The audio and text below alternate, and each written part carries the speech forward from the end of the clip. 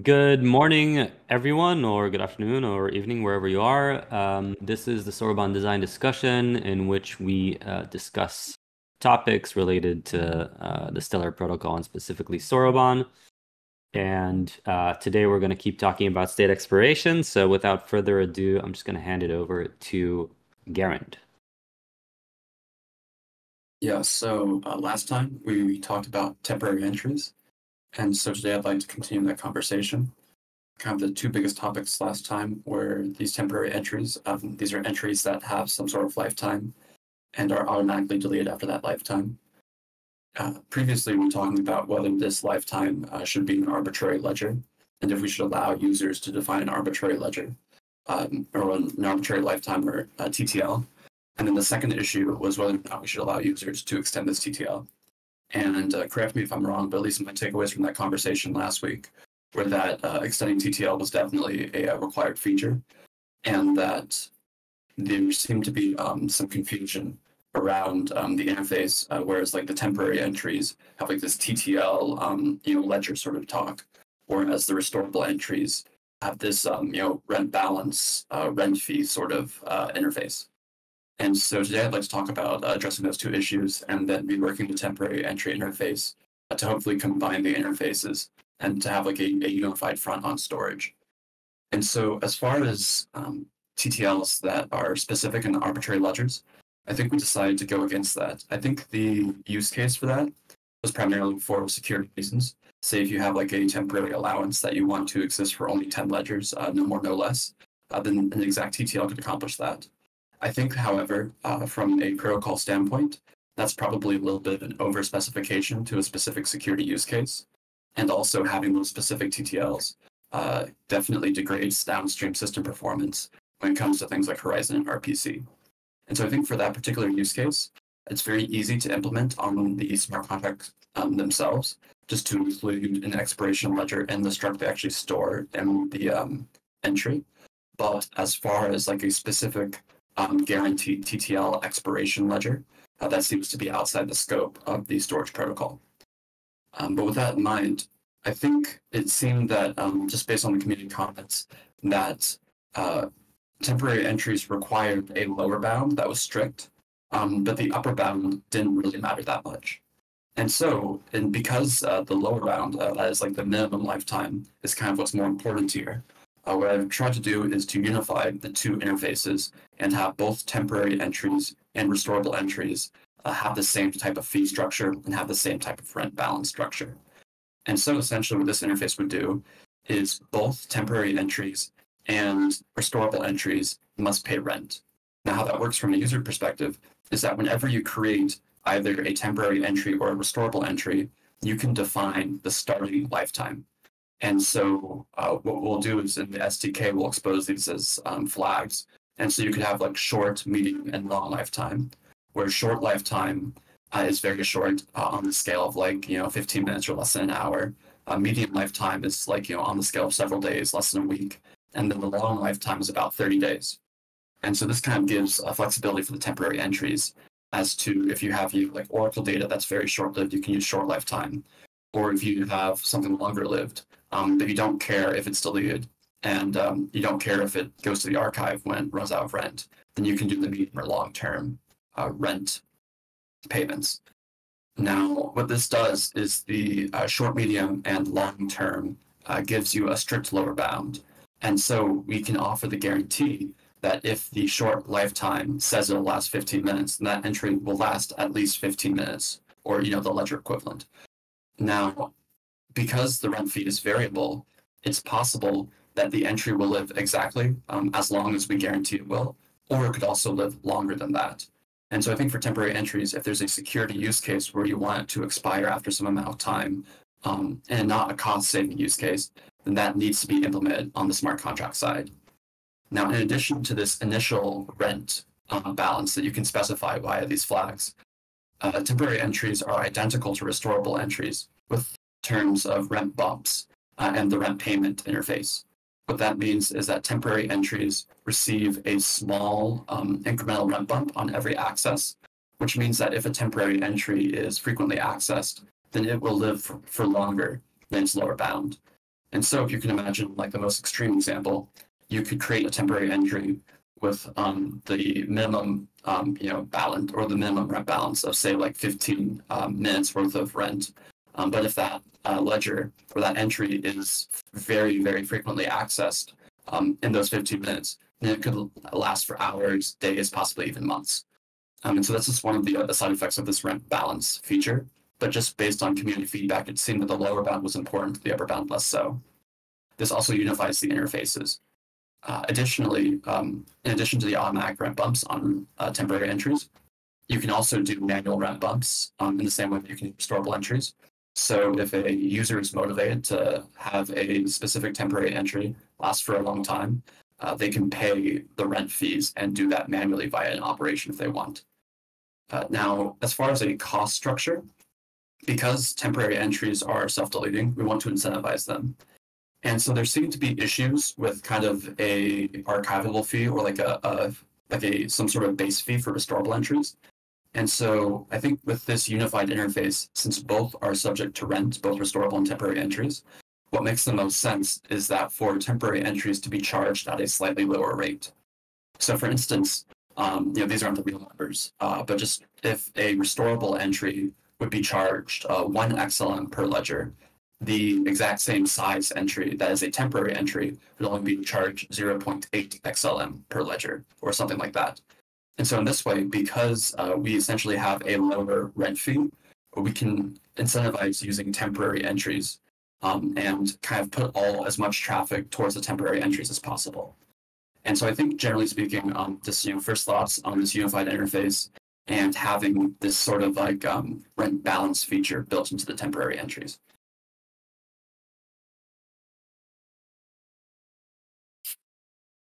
There's one thing that I find a bit weird about bumping temporary entries.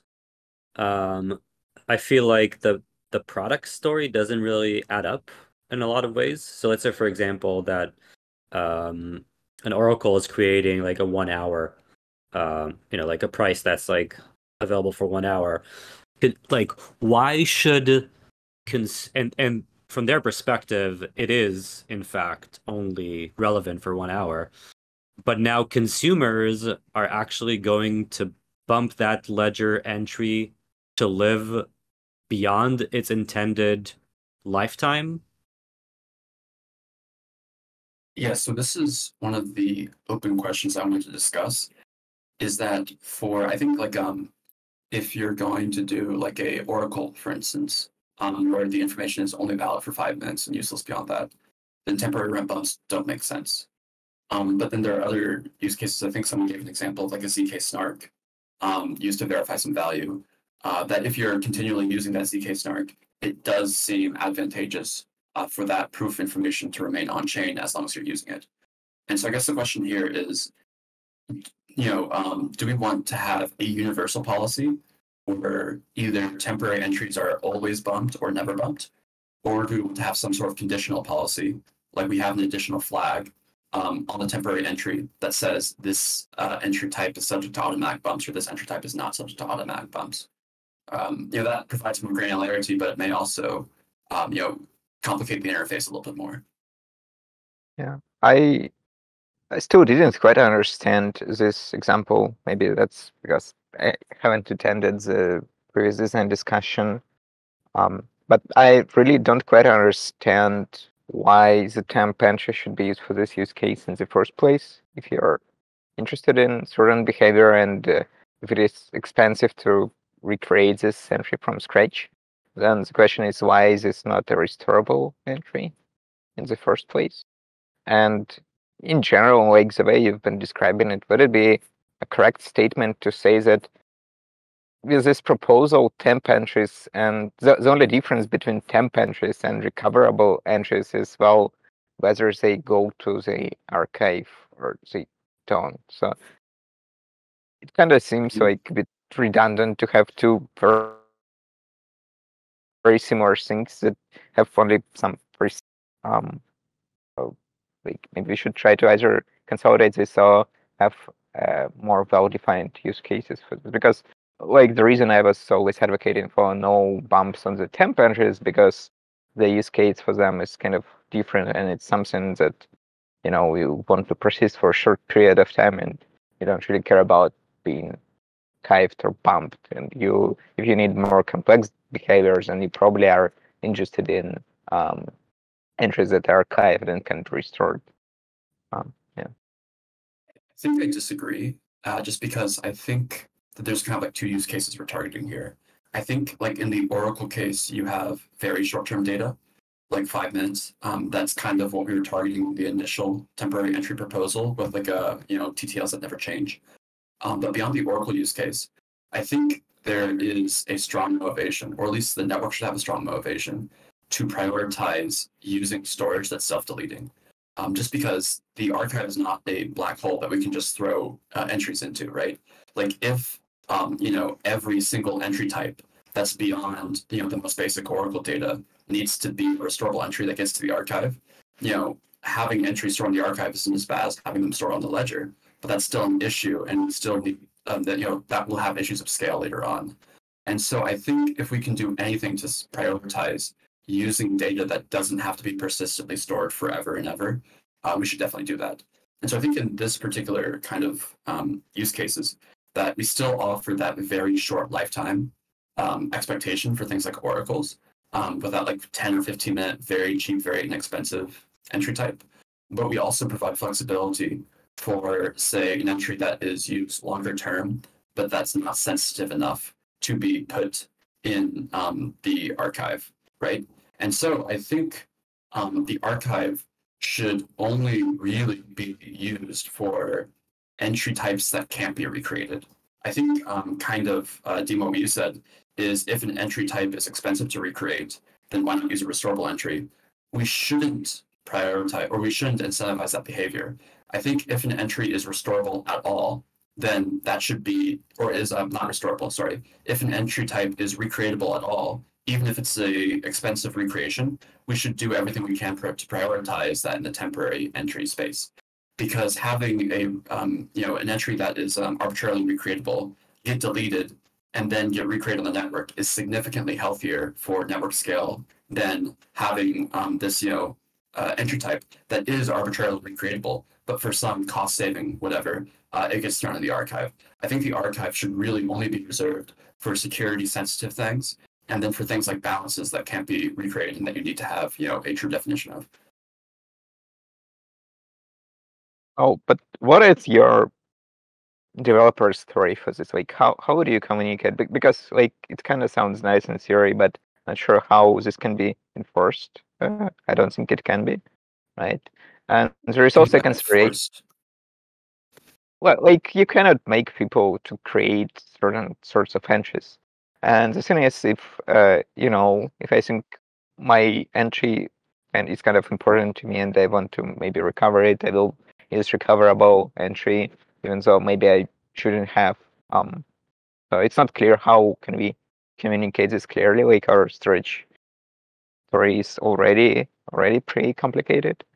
And also there are like for the temp entries, like the thing is that automatic bumps do not provide any guarantees as to how long will this exist. Like, if you have some proof or whatever, you cannot reasonably predict that even if someone accesses it, it will prolong the lifetime of this entry enough for it to be useful in other contexts. And I'm just not sure how can you put any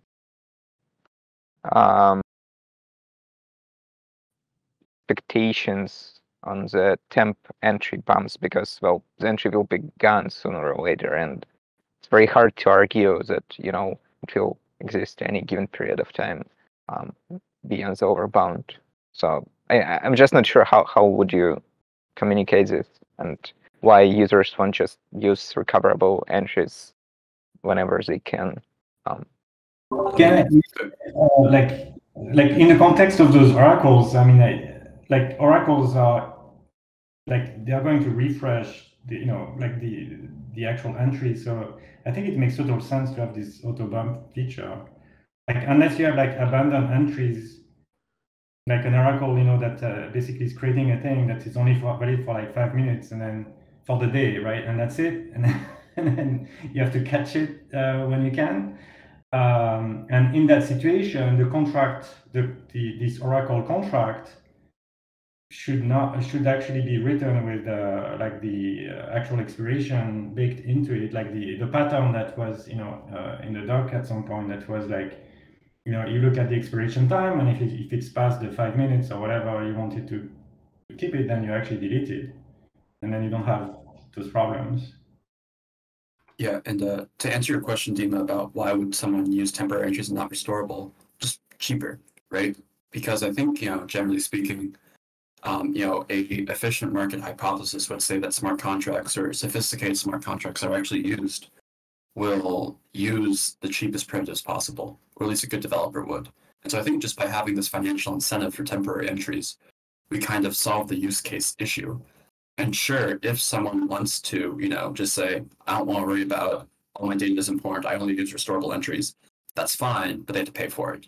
And so I think having that financial incentive and trying to de-incentivize restorable entries, because from a network health perspective, we want to de-incentivize restorable entries as much as possible.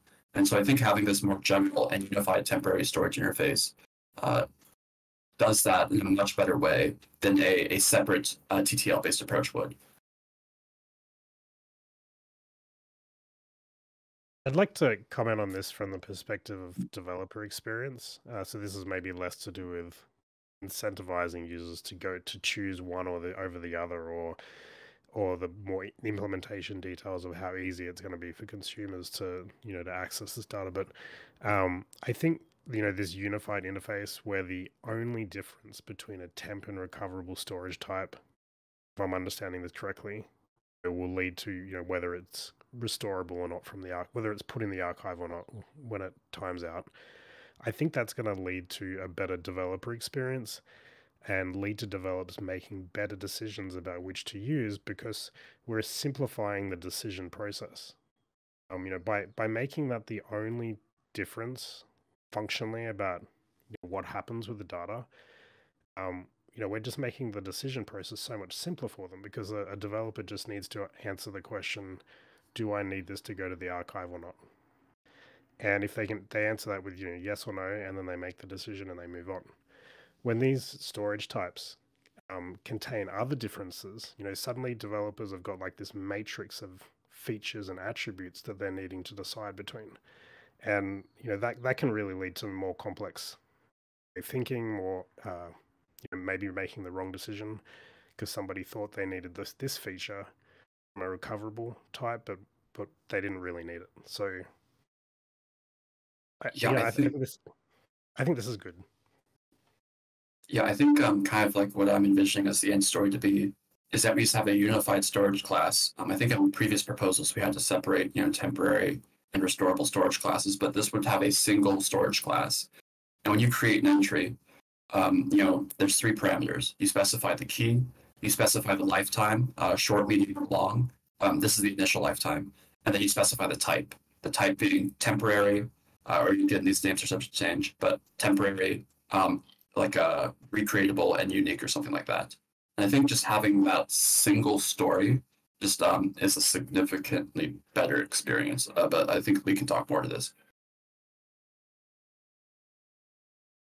I think what we're doing is we're narrowing the decision, like the decision tree that somebody needs to go through. Like we're basically saying to them, you just need to decide what that type is, and it has like a much narrower impact on what the result is.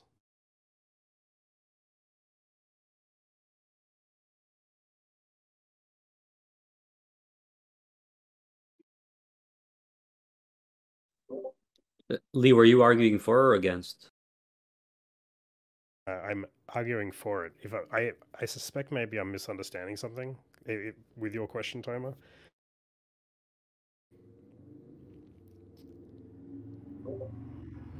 So maybe I can just try to make sure I understand what you're saying, Garen. So the only difference that the selecting that type is going to like all of these types are going to have support TTL. Is that right? Well, so under the hood, there's not a real TTL, essentially there's a rent balance, which is deducted from. But the way we have to do this because rent fee is variable. So the actual interface will be like you have like a rent balance of XLM that's deducted from a variable rent fee, but the interface exposed is all on ledgers. So essentially everything will have a TTL. Now you can have guarantees at creation time. So the reason why we picked 15 minutes, 7 days, and 30 days as our creation times is because 30 days is the maximal amount that we can guarantee. Past that, there's no guarantees because the rent fee can change. But having those, I think, 3 initial values as guarantees, I think 30 days is plenty of days to create the entry. And then if you decide that you want to last for like 6 years, then you can do like a manual then bump that. And so I think those starting values are reasonable.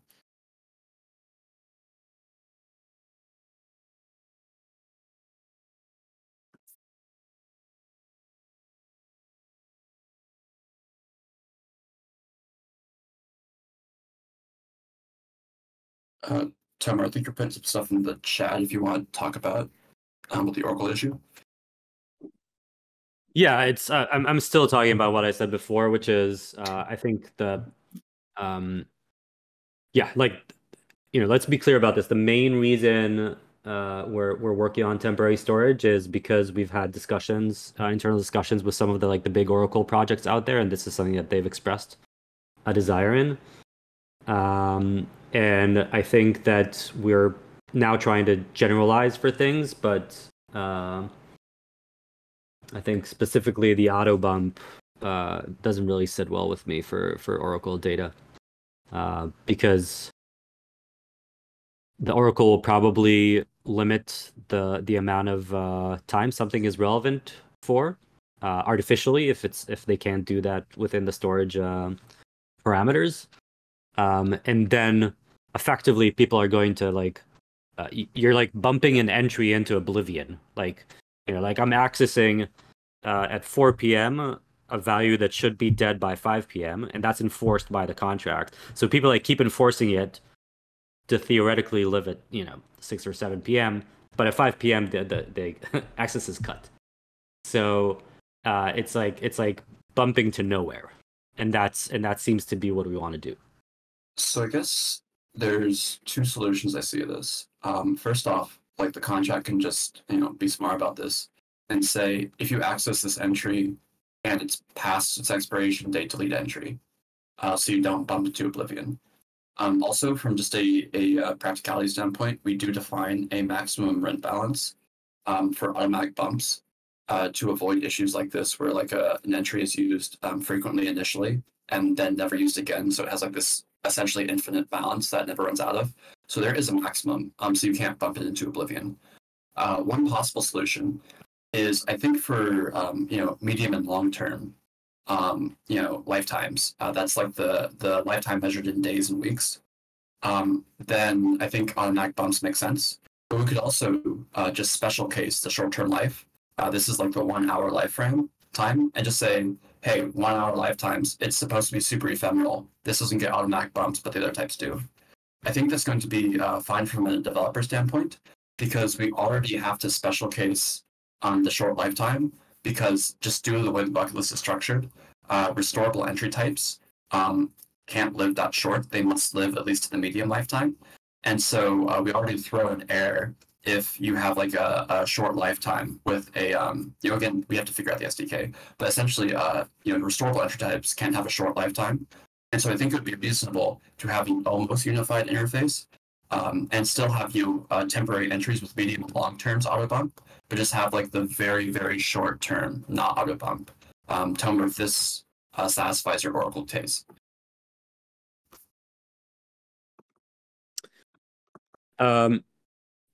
Maybe I'm just concerned about having different exceptions and rules based on things like the lifetime of a ledger entry. Need to think about this some more. I think the protocol should, because the way the bucket list is structured, it's very negative for performance if the protocol enables specific boundaries. And so I think if we just essentially build into the protocol that there are boundaries, but they're fuzzy boundaries, and if the oracles can accept that, I think that's a significantly better compromise. So it might not be exactly what the oracles were imagining, but if we can get close enough and unify the interface and not destroy downstream systems, I would be heavily in favor of that.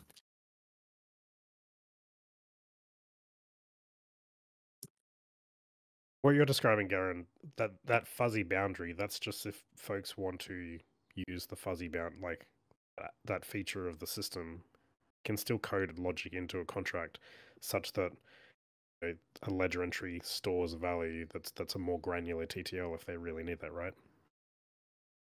Correct. Yes. So there's nothing stopping someone from building something that's less. We're just basically saying, if you can exploit this capability of the system, you don't have to write so much code. Your contract will probably be a little bit more efficient, etc. Yeah, and the biggest thing is also fees, because this is like way cheaper. Like the short life, like a temporary entry with a short lifetime, will be like way cheaper than all the other storage types. And so from a financial perspective, even if the oracles have to do like this, like check the TTL automatic deletion, it's still significantly cheaper than using any other storage type for this use case.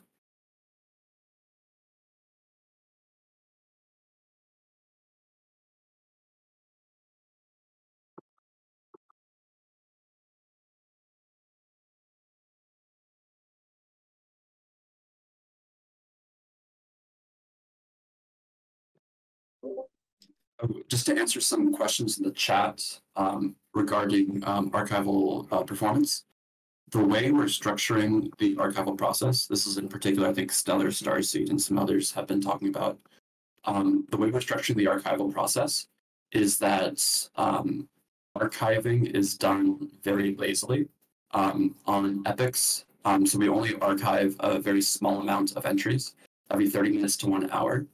And also, expiration and archiving is done on bucket list merge boundaries. And so while this system, the implementation is somewhat complex and not simple, it's been specifically designed to be low load on both validators and downstream systems. Also, one small clarification point. This is probably poor wording on my part. I apologize. We've been throwing around terms like archiver. The type of archive we're talking about here, we should really this is kind of been renamed to state expiration, but we still use kind of outdated terminology. This has nothing to do with the current archive of the Stellar network. This will be a separate service. Perhaps we'll say no, this is not a validator archiver. I apologize. This is a new type of node. Perhaps a better terminology would be deep state store. And so meta is emitted when entries expire. If it's a temporary entry, it's just drops and deleted. If it's a restorable entry, then it's deleted from the bucket list, but the meta is exhibit. Okay, witness node. Thank you, Tomer. Excellent. The hardest part of computer science is name and stuff. And so whenever a restorable entry, it gets deleted from the bucket list, deleted from the validator, and then it's sent to the witness node. And the witness node stores it in like a Merkle-like data structure. And then essentially, whenever you need to restore something from a witness node, you just submit a bid on the chain with essentially how much you're willing to pay for the restoration, and then the witness node then services that request, and whoever services it first gets the reward. So essentially, the way this is working is it's optimized for downstream systems specifically, and it's not the archiver. It's not validator archivers, but rather it's this new witness node type. And the witness node type has a financial incentive to run, and it's structured kind of similarly to Bitcoin miners in a way. Instead of, it's not proof of work, they're actually doing useful work by storing and then producing these proofs, if that makes sense. Yeah, my apologies for the overload terms.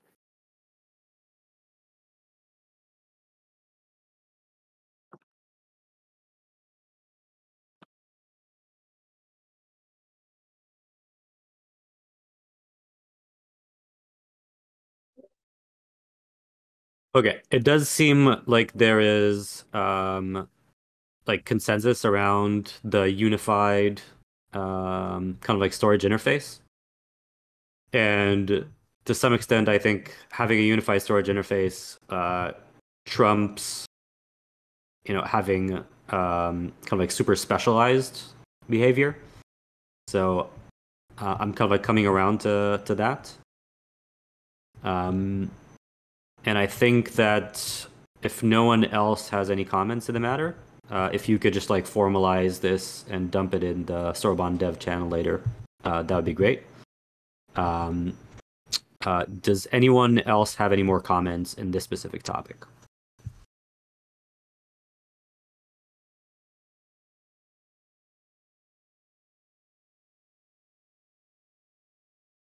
I will take that as a no.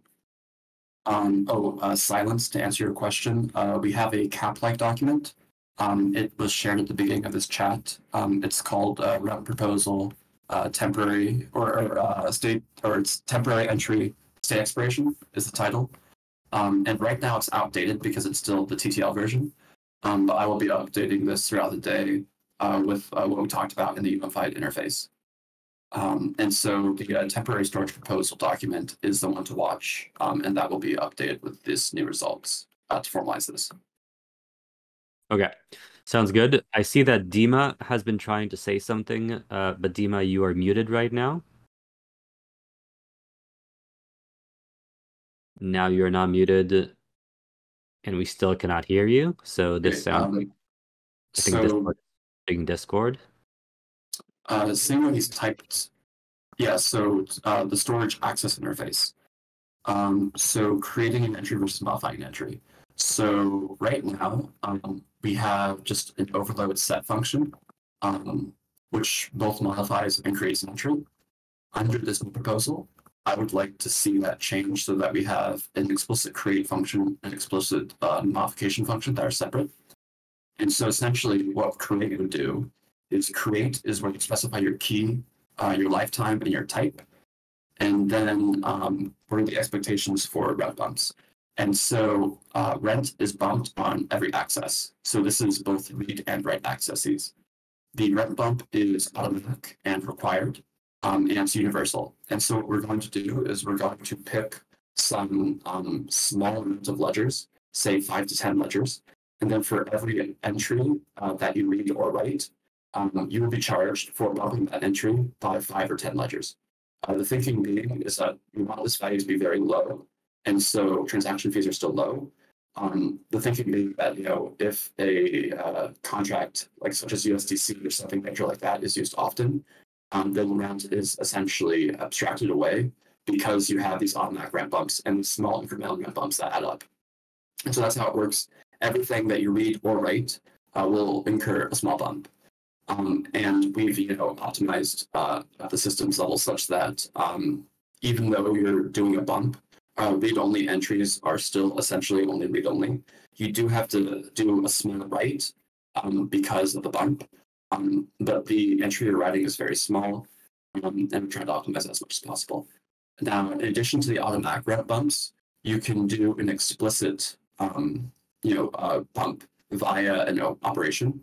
And in this, what you do is, and one detail I mentioned earlier with the automatic ramp bumps before I move on, is that there's also a ceiling such that you can't, say like just throwing out a number here, say like 1 year's worth of rent. And when I say like 1 year worth, 10 ledgers worth, this is an estimation based off of the current rent fee. The current rent fee is variable, and so that estimation may be an overestimation or underestimation. But the rent fee doesn't change super fast, and so the estimation is good enough for us. And so essentially you have a ceiling, say it's like 1 year or 6 months or something like that, such that if the rent balance is at or above that ceiling, then there are no rent bumps, automatic rent bumps, and you're not charged for the automatic rent bump fee if it's at the ceiling. Now, in addition to the small required and automatic rent bumps, there's also a operation that allows you to put as much rent as you want into the entry, which is called manually. And so if you have a particular key that you're interested in beyond just the automatic rent bumps, an example of this would be a balance that you want to keep live on the ledger, even if you don't use it very often, then you can call this operation and bump an arbitrary amount. So you can put a ton of XLM in there and have your entry exist almost indefinitely if you want to. But that's essentially how the rent interface works with regards to the automatic versus manual rent bumps. And Dima, if you had anything else you want me to talk about, if you just want to drop in the chat.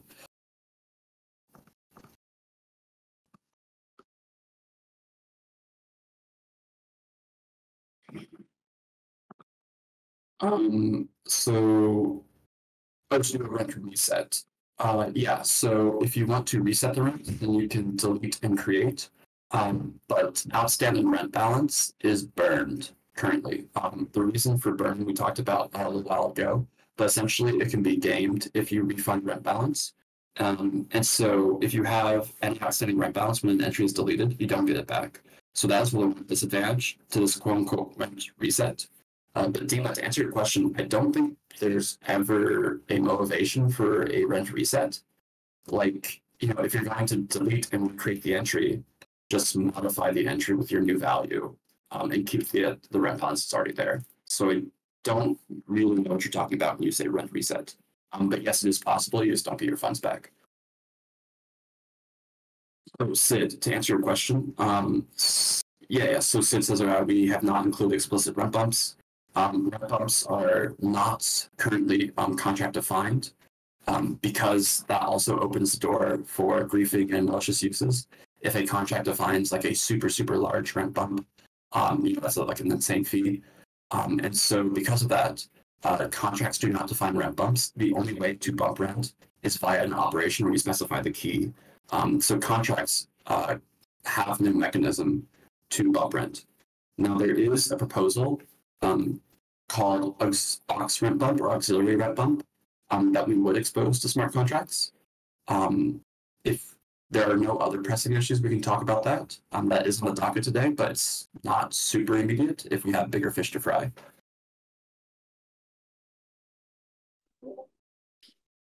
Siddharth, I know there's also been some discussion around transaction metas and results and whether or not their hashes get included.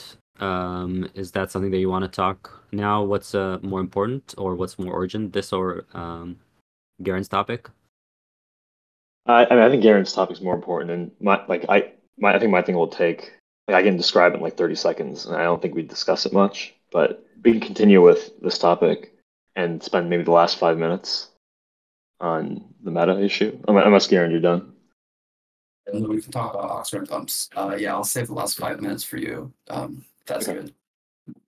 Yeah, so I guess to explain the issue, so currently we have like this host bump or this operation that bumps rent explicitly, and this automatic implicit rent bump, but there is no way for a smart contract to define a rent bump action. The reason for this is twofold. First, we want to maintain parallelism, and so kind of like what you would think if a contract could define rent bumps, an expected interface would be that say you have a value or you have an entry, you check the current rent balance of that entry, and if the rent balance is below some value, then you bump it. Now the issue with this is it destroys our data dependency graph. If you allow these conditional rent bumps, conditional being you check the current balance and only bump if it's below some threshold. The reasoning for this is because entries in both the read and read-write sets are receiving this automatic bump, you essentially have this dependency on literally every entry in every transaction, or in like every transaction that touches the same smart contract, if you allow conditional bumps. Because even if an entry is in the read-only set, if it's because of the automatic bumps, the rent aspect of that entry is implicitly turned into a read-write. And so conditional rent bumps destroy parallelism, so we don't want to allow that. There are some potential ways we could fix it or do like rent charges in different stages of application, but it gets complicated really fast. And so conditional rent bumps, at least for version 1, are out of the picture. Now, a possible second version is to allow rent bumps, but not conditionally. And so we would not expose the rent balance to the contract, but would allow the contract to define a rent bump. The issue with this is it opens the door for either malicious griefing or just accidental griefing via bugs. So for instance, it would be a poor user interface if a bug in a smart contract caused someone to pay 10 years worth of rent on an entry that would be worthless in 2 days, right? And so just opens the door to a large amount of bugs. It also allows the contract to kind of like define arbitrary fees, which I'm not sure is something we want to do. It's also not super useful if you can't conditionally check. So it doesn't seem like a great use case, because it would be probably a bad idea to for a contract to define behavior that every time you say view balance, bump that balance by 6 months or something. If you can't check the rent balance, because you can have very, very high levels of rent balance. And secondly, it's not very clear if you should do an explicit rent bump. So for instance, say you have like a token contract that has view balance, it might seem on paper that an efficient implementation is to check the rent balance and say, okay, we want this user's balance to always have 6 months of rent. And so on every call to view balance, we check the balance, or we check the rent balance of the balance entry. And then if it's below 6 months, we bump it. Now, that works well if the owner of that token balance is calling view balance. However, if a different user, say a user wants to charge that user some amount, and they call view balance just to check to see how many coins that person has, and they get charged rent, that seems inappropriate.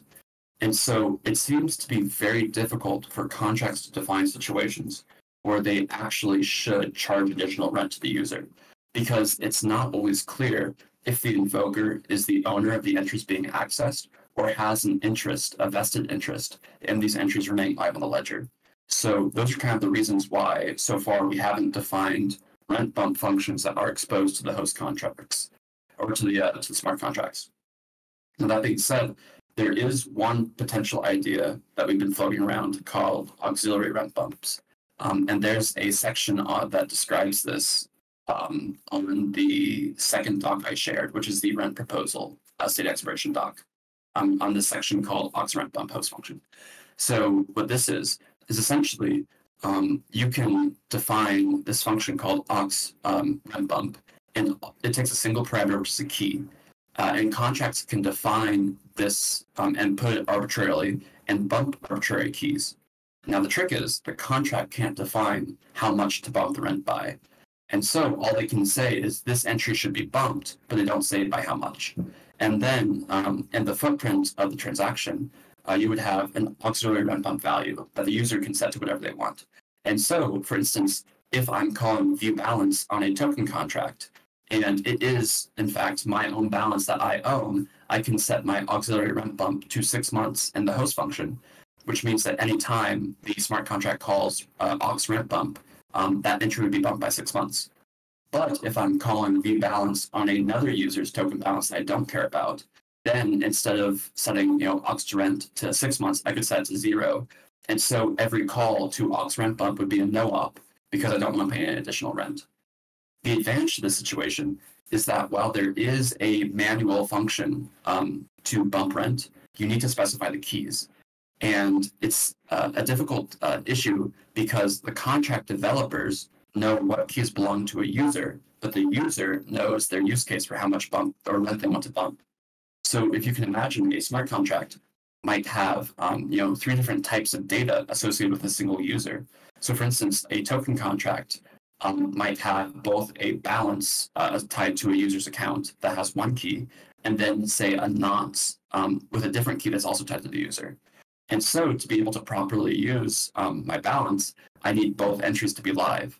Now, if I'm not very sophisticated, or I haven't read the contract code in depth, I may naively believe that I only need to bump my balance entry. And so I'll find my balance entry key, do my host op, put 6 months in there. But if I don't bump my nonce value, then it doesn't matter because the nonce will be sent to the archive and it's impossible. And so it seems reasonable for the contract to define essentially groups of keys that belong to a user. And this aux rent bump function allows contracts to do that. Essentially, what it would do is the contract would call aux rent bump both on my token balance entry as well as my token nonce entry. And so then when I call that function, I have to specify one value, aux rent bump 6 months, and then both entries are properly bumped.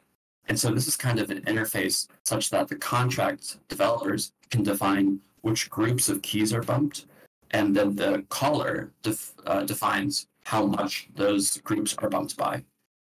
Now the issue is, I'm not sure how useful this would be in practice, and it also seems a little complicated. And so I guess the question here is, do we want to allow smart contracts to define rent bumps at all? And if we do, if it is a strong requirement that they be able to define bumps, is this aux rent bump workable, or do we need to think about it a little bit more and figure out a simpler, maybe easier solution?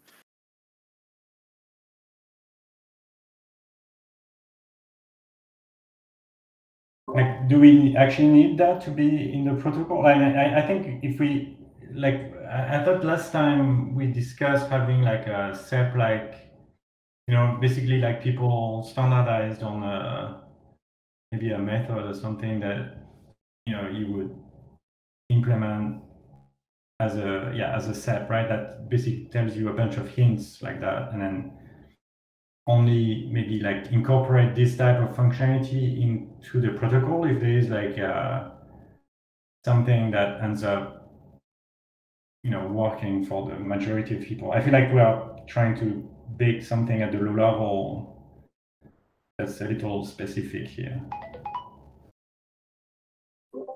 Yeah, I think there's like the motivation for this is a bit problematic because we're saying like calling manually the rent bump operation might be kind of like more complex, but at the end of the day, neither of these are actually going to be performed by the users themselves, right? This is going to be managed by the wallet. The user doesn't necessarily understand the difference or cares about the difference. And from that perspective, these two don't sound it doesn't sound like enough like we gain enough to justify the increased complexity here.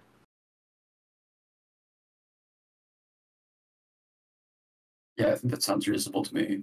I wasn't super strong on this point, so just to finalize this, and I'll let Sid talk for a bit. So, are we good with moving forward on rent, with automatic rent bumps and then manual rent bumps via this operation? Are we good with that? It sounds like some people are discussing a host function where you provide keys to bump. Did we decide on doing that? Like in contracts, you would provide like a list of keys to get bumped, but not the amount. Well, that's what I was just discussing. This is what the aux rent bump is. We define the set of keys to bump, but not the amount to bump, and then the amount would be specified in the footprint. Okay. I agree that it's a complex and kind of niche solution, so maybe it's not really required. Okay.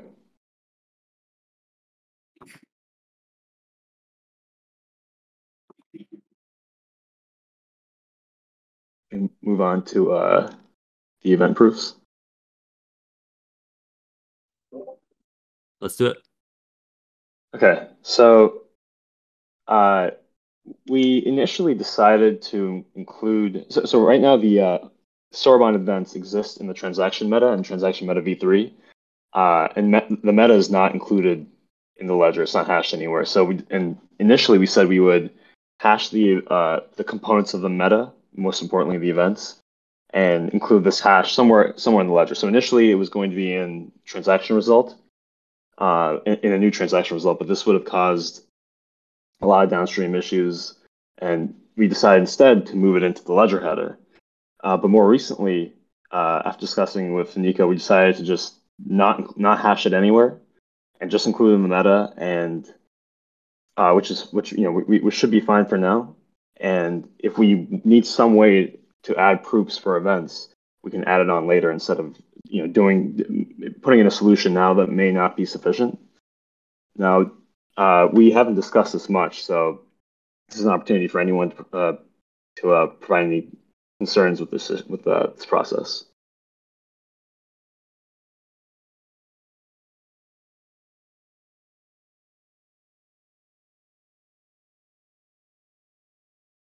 If there are no concerns, then we can go ahead. Yes, I mean, I'm very slightly concerned that something we were recording, we're going to be not recording. In some ways, it gives us more wiggle room in that we're not we can do replay without reproducing the exact same events as last time. But it also means that if we do replay and we completely break events, for example, we won't notice that fact. So there's a sort of error checking aspect to recording things that is being given up here, right?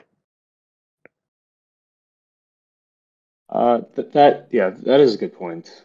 Like events don't go into the ledger.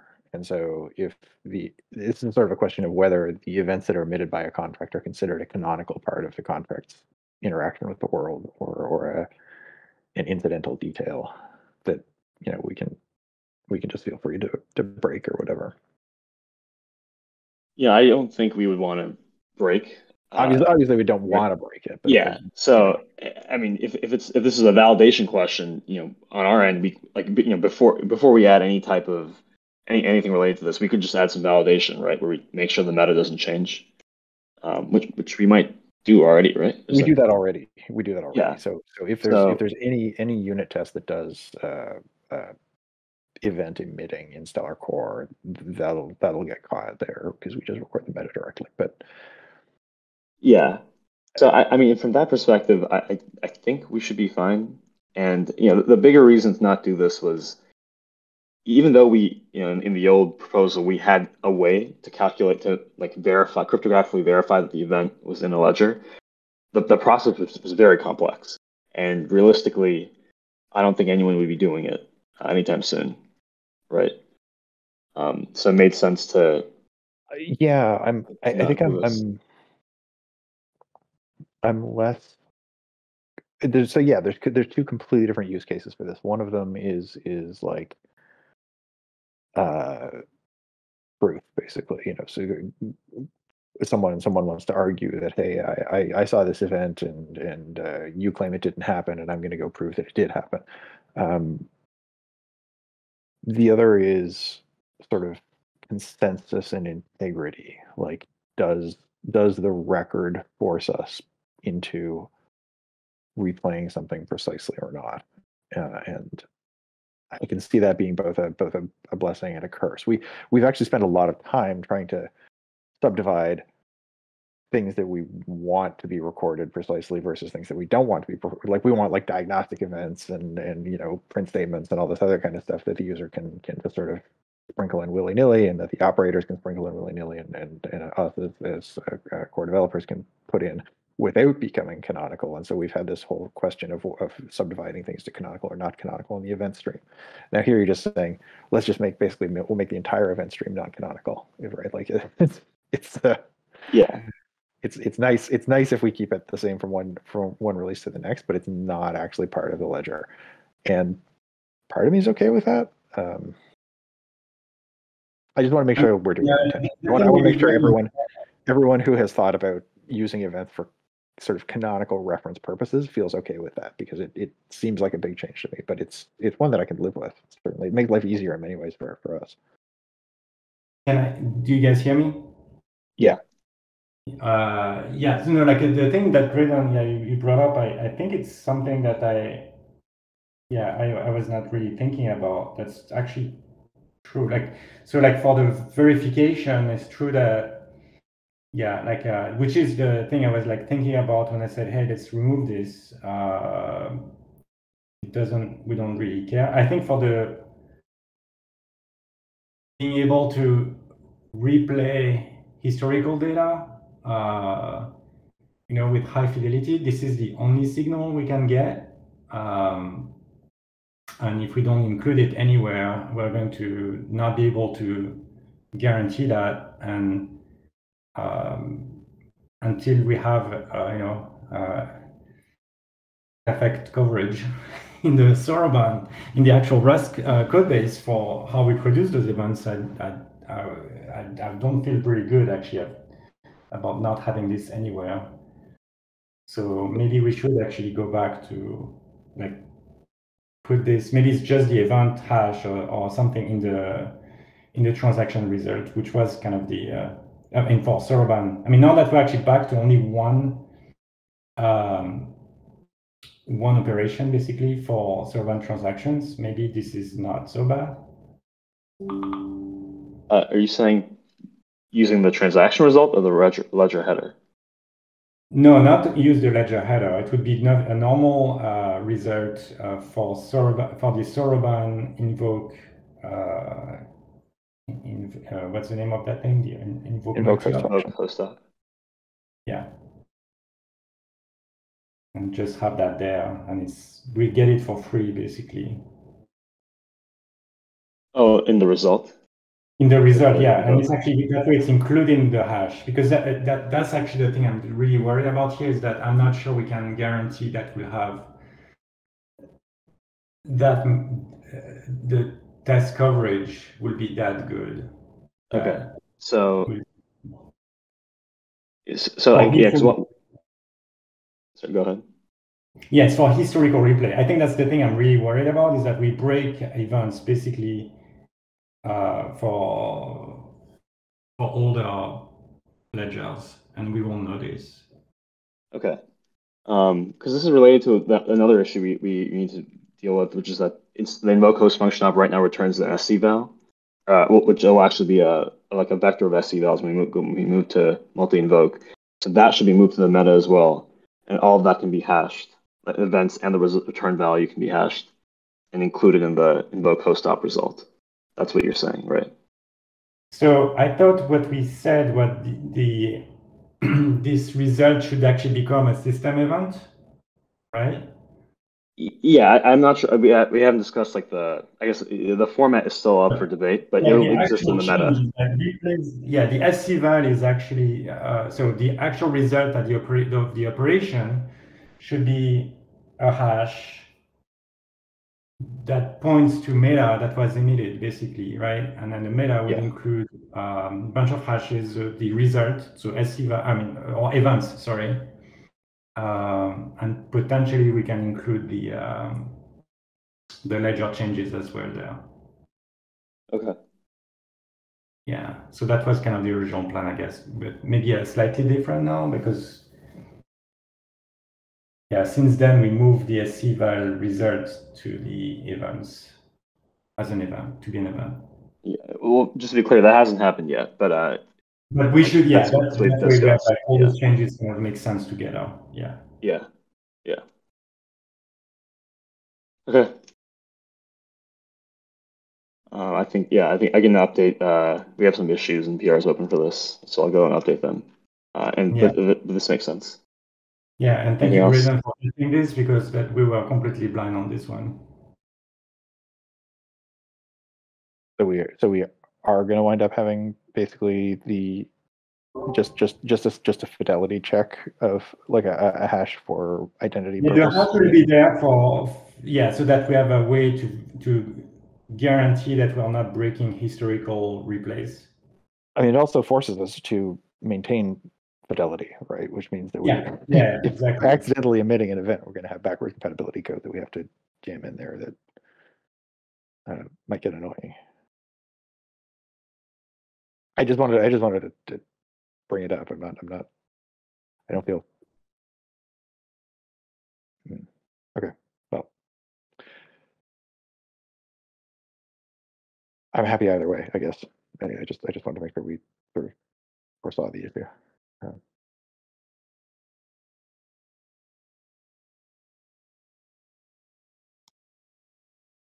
So the end state we're talking about is So it sounds like we are going to include the hash in the invoke host op result. of all the results and the events, because the events and the results are the same thing now. Result is it's kind of event. Yeah. Okay. Yeah. All right.